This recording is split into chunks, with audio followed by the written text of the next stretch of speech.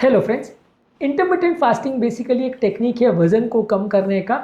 यदि किसी व्यक्ति का वज़न ज़्यादा है तो वो इस टेक्निक को यूज़ करता है जिसमें 12 घंटे, 16 घंटे, 18 घंटे, 20 घंटे या पूरे दिन का फास्ट करते हैं। और बचे हुए फास्टिंग के अलावा जो टाइम बचता है उसमें आप नॉर्मल खाना खा सकते हो। हालांकि इसमें ये रिक्वेस्ट रहता है कि आप थोड़ा सा कम खाएं या सादा खाना खाएं, पर ये टेक्निक वज़न कम करने के लिए काफ़ी उपयोगी और काफ़ी ज़्यादा सक्सेसफुल है। यूजुअली ये टेक्निक रूटीन पेशेंट्स के लिए वजन कम करने के लिए तो बहुत ज़्यादा रिकमेंडेड है, लेकिन क्या ये हार्ट पेशेंट्स के लिए भी अच्छी है? क्या हार्ट पेशेंट्स को इससे फ़ायदा हो सकता है और क्या वज़न कम करने के अलावा भी इसका कुछ फ़ायदा है?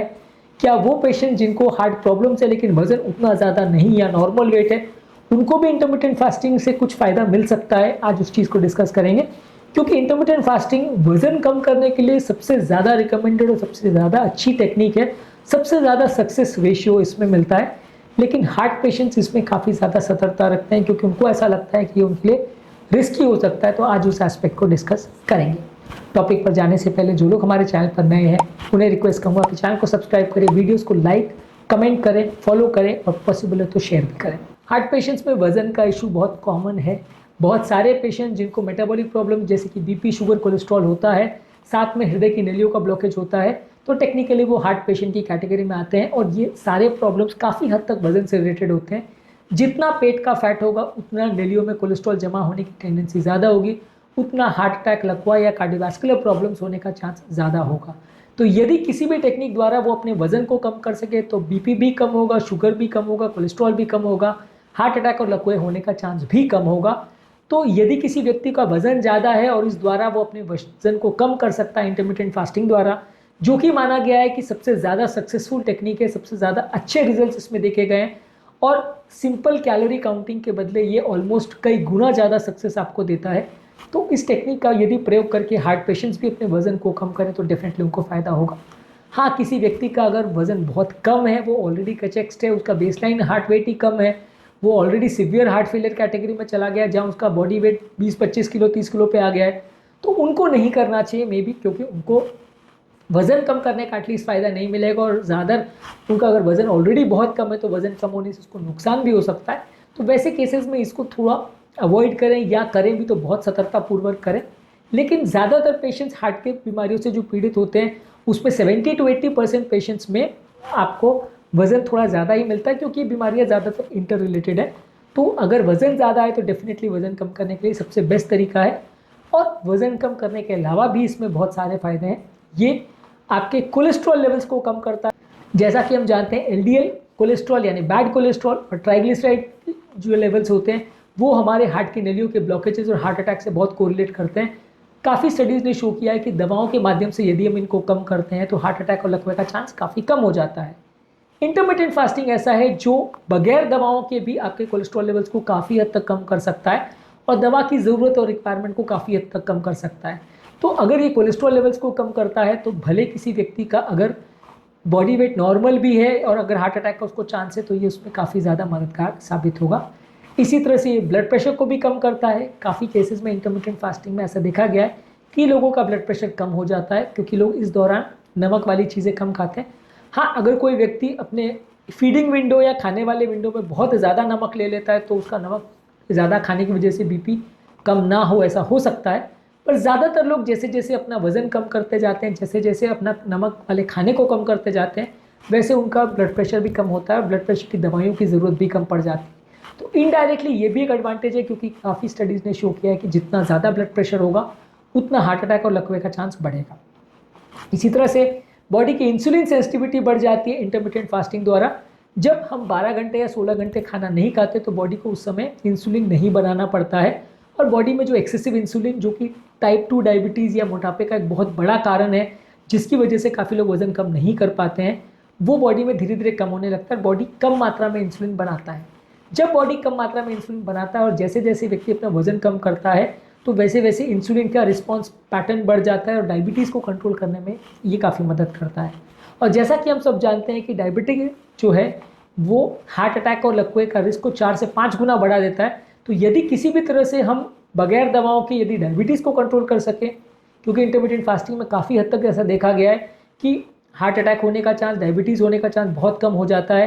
डायबिटीज़ का रिस्क ऑलमोस्ट काफ़ी पेशेंट्स में बिल्कुल कम हो जाता है, दवाइयाँ बिल्कुल बंद भी हो जाती हैं, ऐसा भी देखा गया है। तो यदि कोई डायबिटीज़ को इससे रिवर्स कर सके या उसके दवाइयों के डोजेस को कम कर सके या बॉडी के ओवरऑल हालत को, शुगर कंट्रोल को इम्प्रूव कर सके, तो डेफिनेटली उसको फ़ायदा होगा इंटरमिटेंट फास्टिंग से। और ये डायबिटिक पेशेंट्स को या इवन जो मोटे हैं उन लोग को भी, जिनका बॉडी में इंसुलिन ज़्यादा है, उनको भी मदद करेगा, भले वो फुल ब्लोन डायबिटिक ना भी हो तो। इसके अलावा ये थोड़ा बहुत हमारी हार्ट की फंक्शनिंग को भी इम्प्रूव करता है। हार्ट की फंक्शनिंग को इम्प्रूव करने के लिए जो इसमें ऑटोफैजी का फिनोमेना है, जो कि 24 घंटे से ज़्यादा फास्टिंग करने से एक्टिवेट होता है, उसमें ऐसा देखा गया है कि जो बॉडी के खराब सेल्स हैं वो निकल जाते हैं, खराब प्रोटीन्स निकल जाते हैं और अच्छे हेल्दी सेल्स और प्रोटीन उसके बदले आने लगते हैं, नए नए सेल्स बनने लगते हैं जो कि हमारी हार्ट की हीलिंग को एक्टिवेट करते हैं।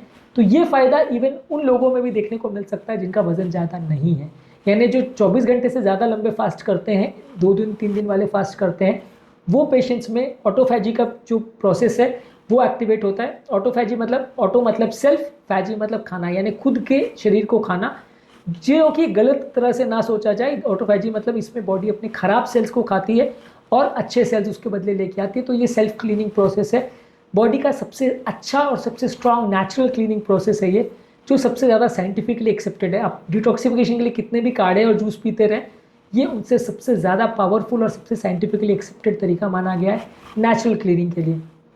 तो यदि आप इस तरह का 24 घंटे से ज़्यादा फास्टिंग करते हैं तो ये हमारी हार्ट के फंक्शनिंग को भी इम्प्रूव करता है नेचुरल क्लीनिंग करके। इसके अलावा ये बॉडी के इन्फ्लेमेशन को भी कम करता है। इंटरमिटेंट फास्टिंग ज़्यादा टाइम करने से हमारा वजन कम होता है और वजन कम होने से हमारा बॉडी का जो इन्फ्लेमेशन या सूजन या उससे रिलेटेड मार्कर्स, खासकर HSCRP है, वो कम होता है। HSCRP काफ़ी स्टडीज़ ने शो किया है कि वो हार्ट अटैक का, लकवे का चांस इवन नॉर्मल कोलेस्ट्रॉल वाले व्यक्ति में भी करवाने में काफ़ी इंपॉर्टेंट रोल प्ले करता है। तो यदि इंटरमिटेंट फास्टिंग द्वारा आप इसको कम कर सकते हैं, जो कि काफ़ी केस में देखने को मिलता है, तो इवन नॉर्मल वेट वाले व्यक्ति को भी हार्ट अटैक और लकवे का चांस कंपैरेटिवली कम हो जाएगा। पर एक ही चीज़ का ध्यान रखने की ज़रूरत है कि वज़न बहुत ज़्यादा कम ना हो जाए, उसको थोड़ा कंट्रोल रखें। हेल्दी चीज़ें खा के, प्रोटीन खा के, हेल्दी फैट्स और हेल्दी कार्बोहाइड्रेट्स को खा के अपने वज़न को मेंटेन रख सकते हैं, साथ में फास्टिंग कर सकते हैं, तो ये आपके लिए काफ़ी उपयोगी होगा। इसके अलावा बॉडी में घूमने वाले फ्री रेडिकल्स जो कि हार्ट को डैमेज करते हैं, उनकी भी संख्या इंटरमिटेंट फास्टिंग द्वारा कम होती है और ये हमारे ओवरऑल मेटाबॉलिज्म को भी इम्प्रूव करता है। बाकी भी किसी भी तरह का आप डाइटिंग करते हो तो उसमें हमारी बॉडी का मेटाबॉलिज्म कम हो जाता है, क्योंकि हम जब बॉडी को कैलोरी रिस्ट्रिक्शन में लेके आते हैं तो बॉडी उल्टा कैलोरी कंज्यूम करना या यूटिलाइज करना कम कर देती है। लेकिन इंटरमिटेंट फास्टिंग द्वारा हमारा बॉडी का मेटाबॉलिज्म भी इम्प्रूव होता है। इनफैक्ट इंटरमिटेंट फास्टिंग में ये देखा गया है कि मेटाबॉलिक रेट कम होने के बदले 5-10% बढ़ जाता है, क्योंकि फास्टिंग के दौरान जो नेचुरल स्ट्रेस हार्मोन्स बनते हैं वो आपकी मदद करते हैं और वो कैटाबॉलिज्म या बॉडी का जो फैट कम होने का प्रोसेस को कम होने नहीं देते हैं। तो इंटरमिटेंट फास्टिंग आपके मेटाबॉलिज्म को भी बिगड़ने नहीं देता है और उसको भी बहुत शिथिल होने नहीं देता है। बॉडी का टेम्परेचर, हार्ट का, किडनी का फंक्शन भी इससे बेटर मेंटेन होता है। बाकी फास्टिंग जो हार्ट को नेगेटिवली इफेक्ट करते हैं वो इसमें नहीं होता, ये हार्ट को पॉजिटिवली इफेक्ट करता है। इसके अलावा कुछ स्टडीज़ ने शो किया है कि हार्ट रेट का जो वेरिएबिलिटी है, जो कि एक ऐसा पैरामीटर काफ़ी स्टडीज़ ने शो किया है कि ये जब तक मेंटेन रहता है, ये शो करता है कि हार्ट हेल्दी है और लॉन्ग टर्म प्रॉब्लम्स होने का चांस उनको कम रहता है।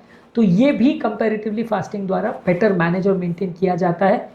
इसी की तरह से बहुत सारे तरह के दूसरी बीमारियां, बहुत सारे तरह के कनेक्टिव टिश्यू डिसऑर्डर्स, बहुत सारे इन्फ्लेमेटरी डिसऑर्डर्स जो कि डायरेक्टली इनडायरेक्टली आपके हार्ट को अफेक्ट करते हैं, वो भी इससे कम होते हैं और आपकी ओवरऑल लाइफ या लॉन्जिटिविटी बढ़ती है। इसलिए इंटरमिटेंट फास्टिंग को ऐसा बोला गया है कि जो लोग लंबे समय तक फास्ट करते हैं वो ज़्यादा लंबा जीते हैं और उनको तरह तरह की बीमारी नहीं होती हैं।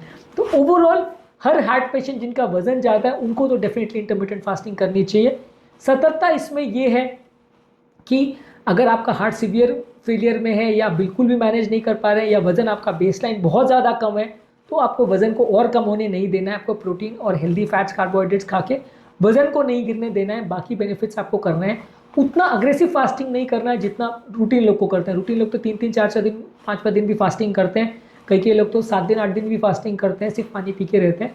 आपको उतना अग्रेसिव नहीं जाना है। आपको अगर हार्ट प्रॉब्लम है तो थोड़ा कम अग्रेसिव करेंगे तो आपको चलेगा। तो आप वैसे फास्टिंग करिए, इससे भी आपको बेनिफिट होगा। वज़न ज़्यादा है तो डेफिनेटली बेनिफिट होगा। वज़न कम है या नॉर्मल है तो थोड़ा सतर्कतापूर्वक कर सकते हैं, हालांकि ये उनके लिए उतना ज़्यादा रिकमेंडेड नहीं है।